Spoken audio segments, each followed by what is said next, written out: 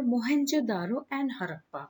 So, being a major city, so the Indus civilization derives the name from this major city known as Harappan civilization. Now, the information capsule, giving you some more information, children, about that there were five major urban sites. So, besides Harappa and Mohenjo-daro, we had Dholavira, we had Ganveri Lal, and Rakhilgarhi. So, these were the important cities of the Indus Valley civilization. You can see over here the map, and you can make things very clear that certain regions still belong to India of the Indus Valley civilization, whereas most parts belongs to Pakistan. Now, availability of water round the year, and that's the reason you have the Indus Valley civilization flourishing over here at the banks of the Indus River. Now, here the river first of all provided water to the arid. When I say arid, that means it's a dry region, children. So, the river water which came down from the mountains provided the water to this dry region. Next thing is that in winter, there was a snowfall and the ice was stored in the glaciers high in the mountains. So, when it melted during the warm months, that is during summer, when summer came, it melted, and that gave rise to many small rivers. And these small rivers, they just flowed from the top of the mountains, bringing about water to the Indus Valley, Indus River. Next is that these small rivers eventually joined the Indus River and ran through the valley. So they were the streams or the gullies coming down from the mountainous region. These small rivers or gullies or streams eventually joining the Indus River. Next is the water from the monsoons also. That is when we have the monsoons or the rainy season. During that time, more water was added to this river, and that's the reason the region was not at all an arid desert, or else it would have been an arid desert. It was not. The children we have, why did the civilization flourish on the banks of Indus? So here we have the piece of information, children. The Indus people lived on the banks of the Indus River, which is said to be the longest river in Pakistan. The Indus River brings high up in the Himalayan mountains, and it falls from there nearly 3,000 kilometers and finally joins the Arabian Sea. As the river comes downstream, it carves out a valley. That means the water finds its way, cutting the mountain, finding its way, giving it a shape of a valley. And this is where the Indus people settled down. They were also called as the first farmers. Why? Because they were living near the rivers, and because the region was fertile, it was green and fertile and very much suitable for the growing of the crops. Now, these farmers they lived together, so they had a community living, which we call it as villages. Over time, this ancient cities like the Harappa and Mohenjo-daro grew up from small little villages to the major city of Indus Valley. The Indus people needed river water to drink. Obviously, children, we need water for daily purposes, that is, drinking, washing, and bathing, and so on. So, the Indus people also needed river water to drink, to wash, to irrigate their fields, and also for religious ceremonies. So, to the Indus people, this river was called as the King River, as the life revolved around this Indus River. Here we have the natural resources, children, which the Indus River provided, and so the Harappan civilization flourished over here.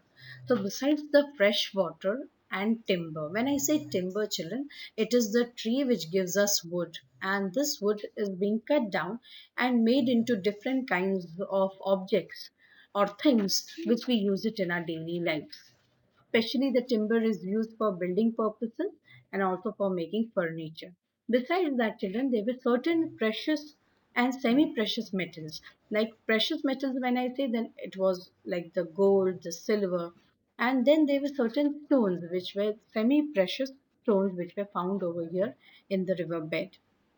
Next thing was the marine resources. When we say marine resources, that is the fish, the different kinds of fish which we get from here. Then the minerals which is obtained from the riverbed. So here we have, children, the toys. So play may have been important to the Indus people. That's the reason we can see so many different kinds of toys, children. Archaeologists have found the toys and small figures of people in the form of toys made out of clay or metal. You can also see the dice, children, over here, which we use it for playing Ludo and so on. So they were the ones who have actually invented the dice. And these archaeologists have found these dice which had 6 sides, and you can see those spots on them of 1 to 6.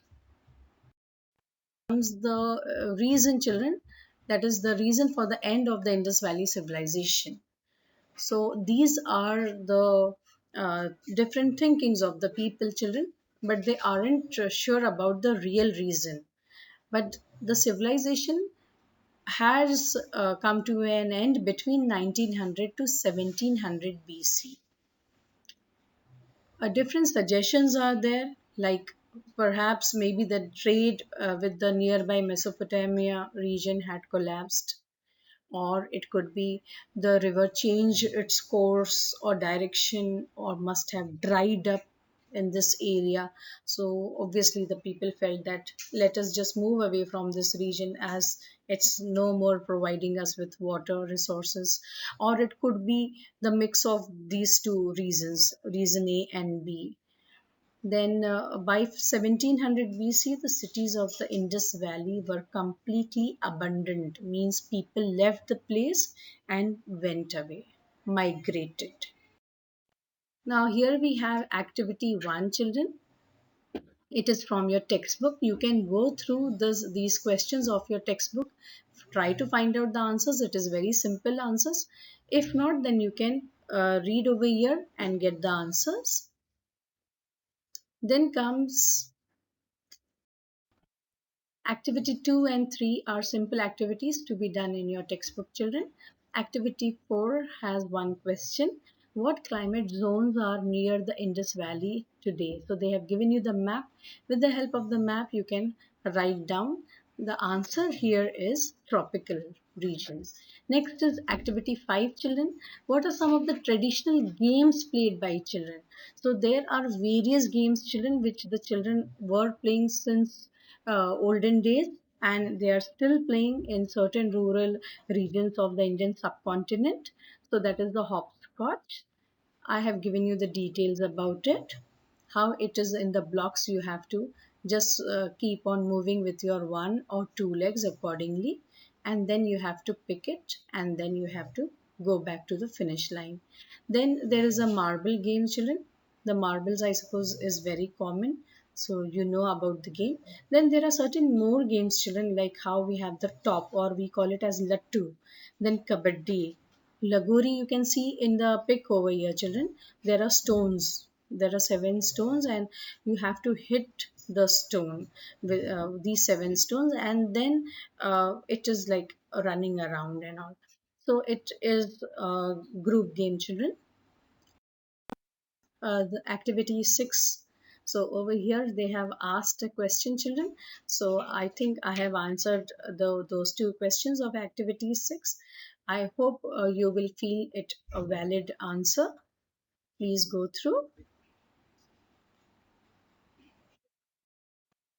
Then these are some of the important pictures which I felt should be put up over here in the slides for you to just go through and get acquainted that how prosperous were these people of the Indus Valley.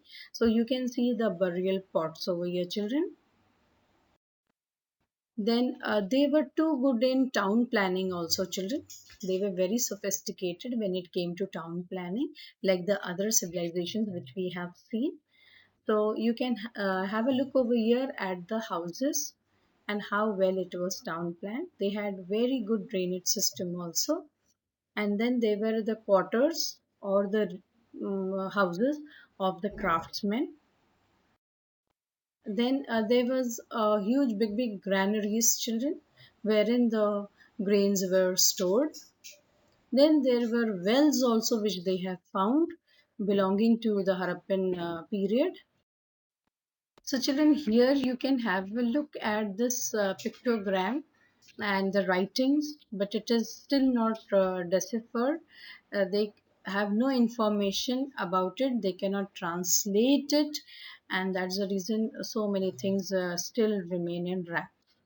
If we could really read it and the historians would have been able to translate it, then it would have been much more easier for us to understand the Harappan civilization. So, children, here is the class activity and also the homework.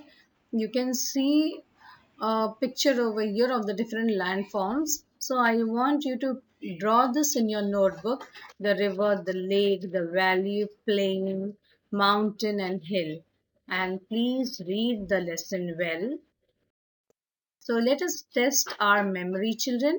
So here we have certain questions framed by me. I hope you will be able to answer it. These are very simple questions. Hardly it will take you 10 minutes of time to answer them. And if you're able to answer it all by yourself without looking anywhere, that means you were able to understand the lesson well. Now let's ponder, children. How did the rivers brought about prosperity to the people? So I want you to sit and ponder on this and write down a page on the same question. So children, here we come to an end of our lesson. I hope you liked the lesson. So if you have really liked the lesson, then please like, share and subscribe to my channel. Take very good care of yourself. See you soon with my new videos. Till then, take care. Bye bye.